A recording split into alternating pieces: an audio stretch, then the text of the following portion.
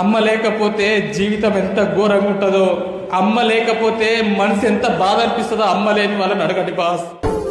అమ్మ మా మీదనే నీ అన్ని ఆశలు. మీ అమ్మ నీ కోసం 365 రోజులు కష్టపడుతుంది కదా, ఎందుకు కష్టపడుకుంటున్నారా? ఎందుకు తిట్టుకుంటున్నారు బాస్?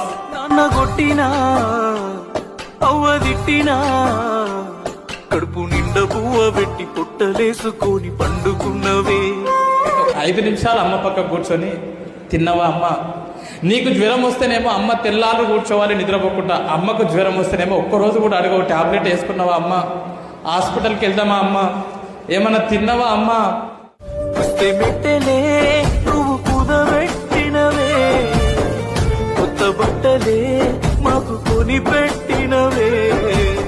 ఉదయం నుంచి సాయంత్రం వరకు అన్ని పనులు చేసి పాపం జ్వరం వస్తే పిచ్చి దానిలోకి ఒక్కతే పడుకోవాలి, కానీ నువ్వు మాత్రం ఏం అడగవు.